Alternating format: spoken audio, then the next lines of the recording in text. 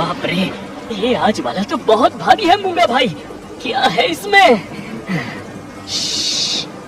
अरे धीरे बोल बेवकूफ, आगे वाले कमरे में मालिक ध्यान लगा रहे हैं। तो मालिक को नहीं पता क्या? अरे पागल है क्या?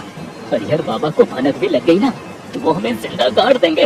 वो संत आदमी है, उन्हें लगता है सब चंगा है। ये पाप सिर्फ मेरा और तेरा है। जल्दी कर और निकल यहाँ से। मध्य प्रदेश की सीमा पर बसे गुलाबपुर गांव में जीवन सरल नहीं था। गांव छोटा था पर तकलीफें बड़ी। बरसों से इस गांव में गरीबों का एक ही सहारा था, हरिहर प्रसाद भोजनालय। हम गरीबों के तो आप भगवान हैं। आहा, हरिहर बाबा क्या स्वाद है। 20 रुपए में तो आजकल क्या ही मिलता है। आप अमृत खिला रहे हैं, अमृत। अरे बस करो, सब कुछ भगवान की इच्छा से हो रहा है। वो ही करता है, वो ही सबका पालनहार है। सही बोले भैया, मैं तो कहता हूँ सरकार को आपको मेडल देना चाहिए। नमस्ते मालिक, आज ही इस गांव में आया हूँ। बड़ा अपनापन सा लगा इस जगह। नई सरकारी बिल्डिंग बन रही है ना, उसी में दिहाड़ी का काम मिला है। धन्य है आप जैसे लोग जो हम मजदूरों के बारे में सोचते हैं। मिठू मिठू, वेलकम वेलकम, थाली खाओ स्वर्ग जाओ। अरे ये सब तो ऊपर वाले की इच्छा से हो रहा है। हम तो बस सेवा कर रहे हैं। मूंगा, सभी लोगों का अच्छी तरह से ध्यान रखना, कोई भी जरूरतमंद भूखा ना जाए। अब मुझे थोड़ा काम है, मैं आता हूँ। हाँ हाँ मालिक, मैं अच्छे से ख्याल रखूंगा इन सब का। अरे मूंगा भाई, थोड़ी दाल तो चला दो हर जगह। मूंगा दाल लेके आता है और दीना को देता है। फिर दाल को चम्मच से पीने लगता है। फिर वो दूसरे लोगों को दाल परोसता है। वैसे तुमने अपना नाम नहीं बताया। दीना नाम है मेरा, मनेरपुर गांव से आया हूँ। अरे भैया, अच्छी जगह आए हो। वैसे अपना ठिकाना कहाँ डाला है इस गांव में? अभी तो सड़क ही ठिकाना है, आगे भगवान जाने। अरे हरिहर, मालिक को बताना था ना, हमारे पास भी रहने की जगह नहीं। उन्होंने हमें रहने की जगह भी दिलाई। ऐसा क्या? फिर तो मैं उनसे इस पे जरूर बात करूंगा। भाई मुझे चक्कर क्यों आ रही है? अरे जरा ध्यान से दीना, अब देख कहीं गिर मत जाना। अरे मूंगा भैया, ले जाओ इसे, थोड़ा कमरे में सुला दो। लगता है थकान से इसकी ऐसी हालत हो गई है। दीना, तुम्हें थोड़ा आराम कर लेना चाहिए। मूंगा दीना को सहारा देते हुए कमरे तक ले जाता है। अरे भाई, मेरा सर कुछ साफ नहीं दिख रहा है। अरे चल थोड़ी दूर, सब साफ दिखेगा। नहीं, बचाओ। लगता है स्वर्ग दिख गया दीना को।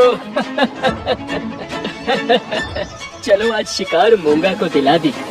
अब अपने अपने घर निकलते हैं, वो पैसे घर पहुंचा देगा। दो गरीब मजदूर मंगरू और ललन गांव में नए आए थे। पेट में भूख, जेब में बस 50 रुपए लिए। वो दोनों गुलाबपुर गांव में मजदूरी खोजने आए थे।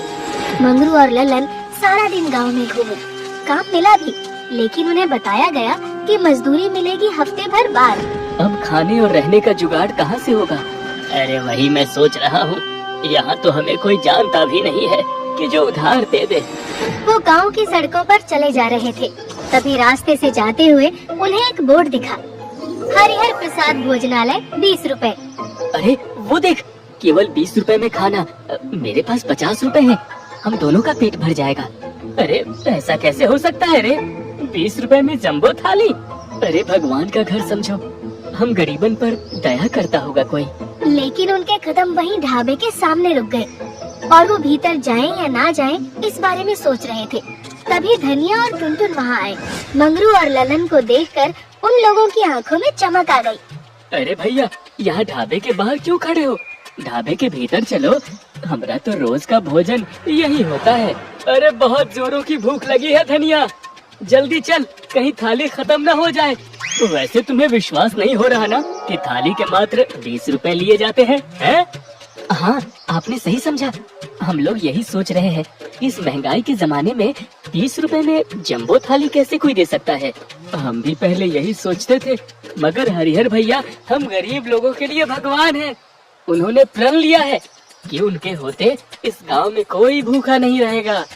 अरे वाह, ये तो गजब हो गया। इस कलयुग में भी अच्छे लोग बचे हैं, मुझे आज मालूम हुआ। अब ज्यादा मत सोचो, एक बार खाओगे तो 2-4 अपने जैसे और को लेके आओगे। अबे मैंने तुझे बताया था इसके बारे में। अच्छा ठीक है भाई, उसके लिए शुक्रिया। ये कहते हुए उन लोगों ने मंगरू और लल्लन के साथ ढाबे में प्रवेश किया।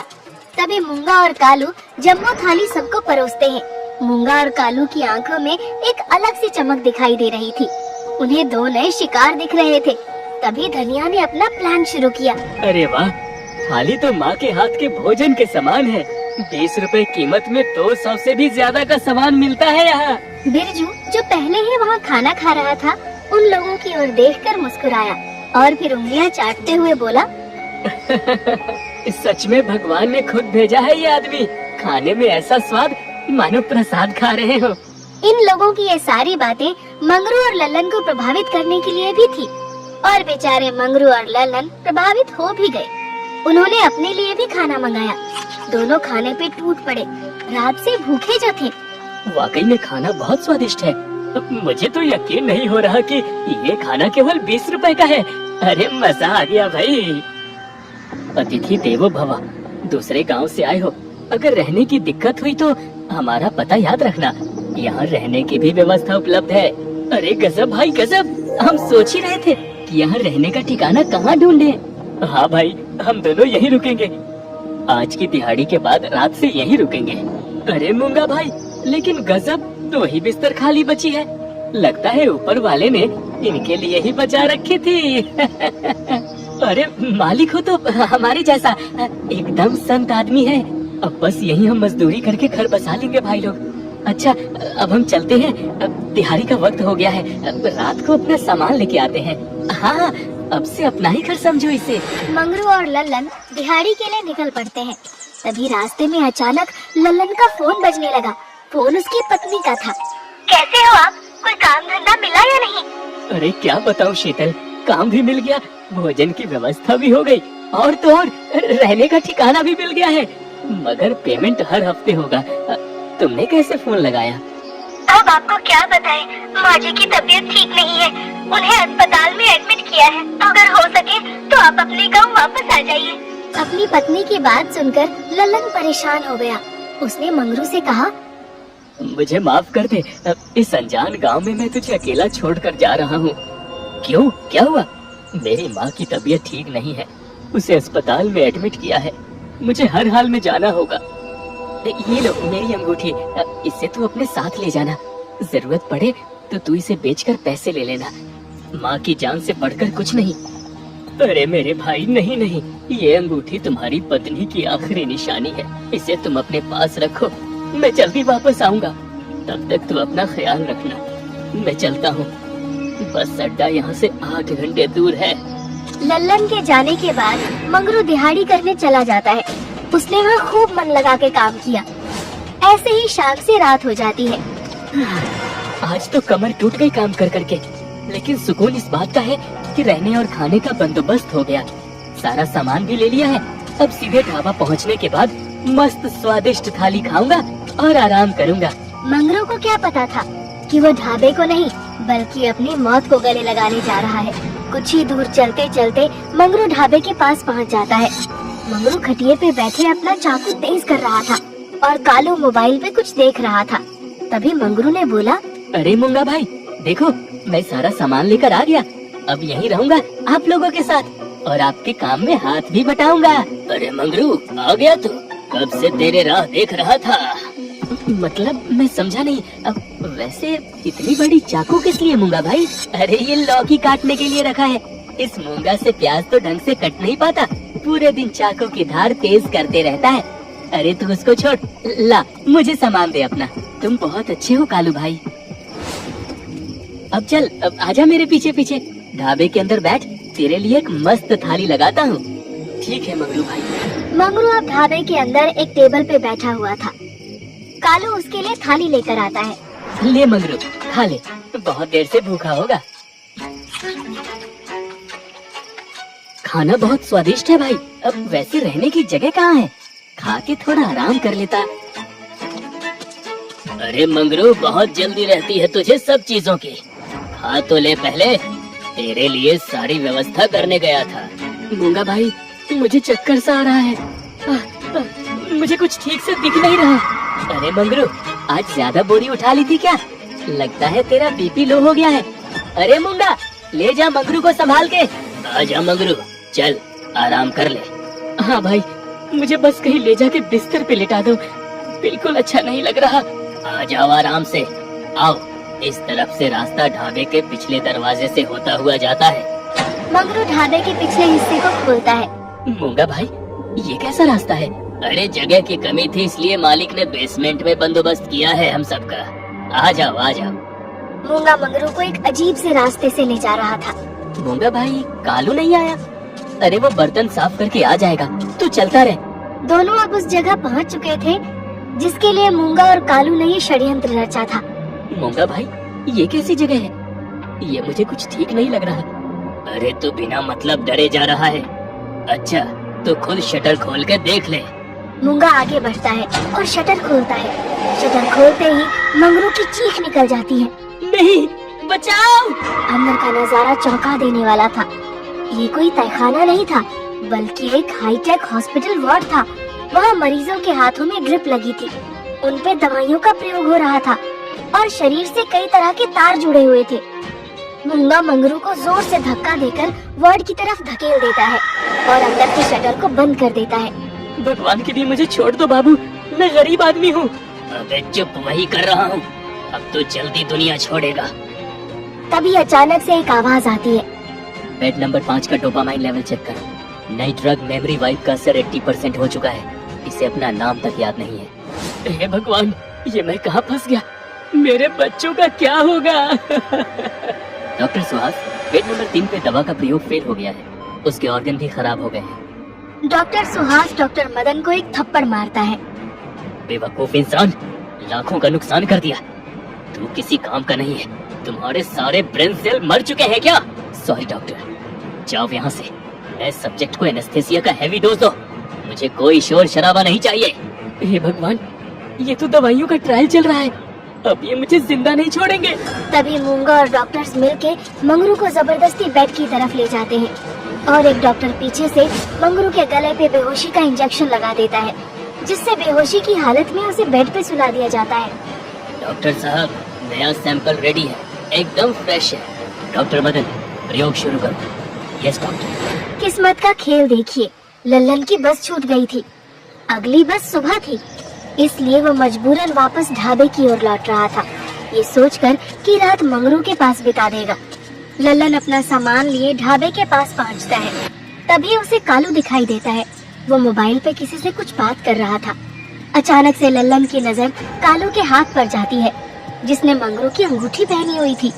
वो हड़बड़ाते हुए बोला, अरे कालू भाई, ये अंगूठी तो मंगरू की है, अब तुम्हारे पास कैसे आई? अरे ललन, तुम यहाँ कैसे? अब तुम तो अपने गांव निकल गए थे ना। कालू भाई, वो सब बाद में, पहले मुझे बताओ ये अंगूठी तुम्हारे पास कैसे आई? मंगरू कहाँ है? मंगरू, मंगरू! अरे मुझे कुछ ठीक नहीं लग रहा। नहीं, कुछ ठीक नहीं है। जरूर मंगरू मुसीबत में है। धोखा, धोखा हुआ है। तभी लल्लन को मंगरू की दबी हुई चीख सुनाई देती है, जो जमीन के नीचे से आ रही थी। तुम लोग साधु नहीं, कसाई हो। मंगरू खतरे में है। मैं अभी पुलिस को सब कुछ जाके बताता हूँ। ललन भाई, आज मैं तुम्हें नहीं रोकूंगा। इन सब से मैं भी थक चुका हूँ और मुझे ये भी पता है जल्द ही मैं भी इनका शिकार बन जाऊंगा। शिकार मतलब? मुझे सब कुछ सच सच बताओ। यहाँ दवाइयों का ट्रायल टेस्टिंग होती है। बड़ी बड़ी दवा कंपनियाँ गरीबों पर अपनी अवैध दवाइयाँ टेस्ट करवा रही हैं। हम सिर्फ इसके दलाल हैं। क्या? हाँ, मूंगा के डर से मैंने आज तक हरिहर माली को कुछ नहीं बताया, लेकिन आज मैं भी तुम्हारे साथ हूँ। अब इस पाप का अंत होगा। आज मैं अपना पश्चाताप करूँगा। चलो पुलिस को सब कुछ बता देते हैं। बिना पुलिस की मदद से हम कुछ भी नहीं कर सकते। ठीक है कालू, जल्दी चलो। लल्लन जैसे ही चलने के लिए आगे बढ़ा, कालू ने पास रखी बोतल लल्लन के सिर पे दे मारी। लल्लन वहीं जमीन पे गिर गया। मूंगा, जल्दी बाहर आ, एक और सैंपल रेडी है। मूंगा और कालू बेहोश लल्लन को स्ट्रेचर पे लिए तहखाने के अंदर ले जाते हैं। दोनों के चेहरे पे एक अलग सी चमक थी। तुम लोग कोई नहीं बचोगे। मेरा दोस्त मंगरू कहाँ है? मैं हरिहर को सब कुछ बता दूंगा। मूंगा, तो बताओ, जल्दी बताओ। मैं ही हूँ हरिहर।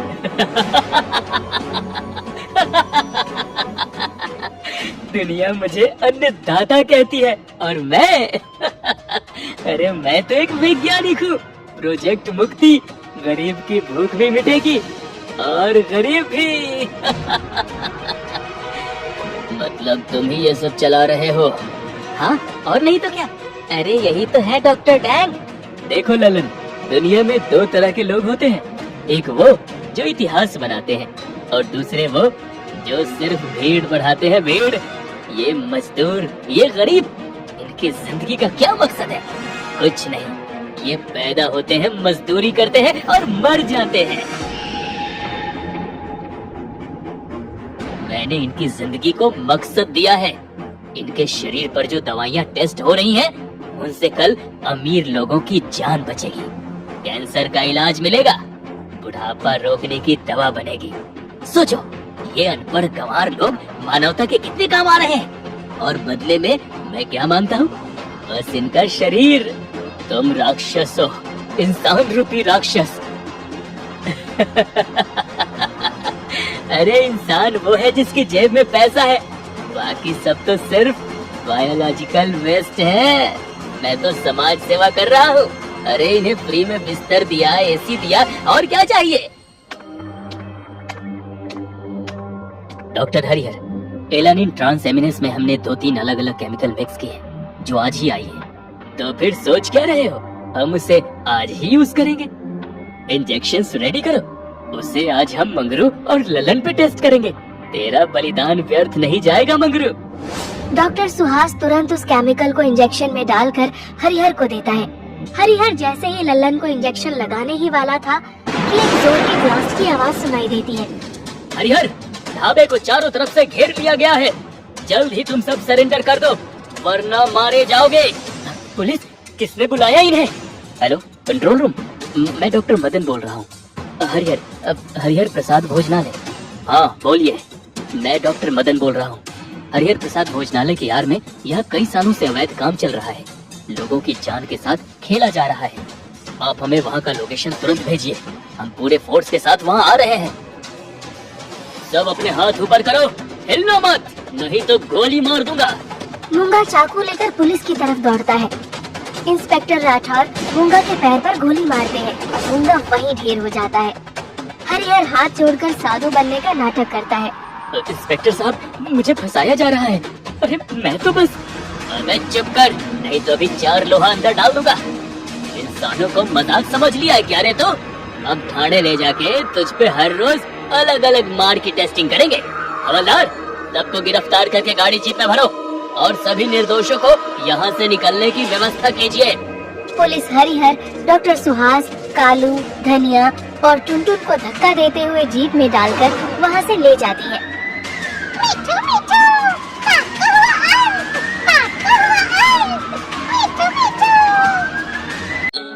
तो दोस्तों, ऐसी ही अनोखी और रसभरी कहानियाँ देखने के लिए हमारे चैनल को सब्सक्राइब करें।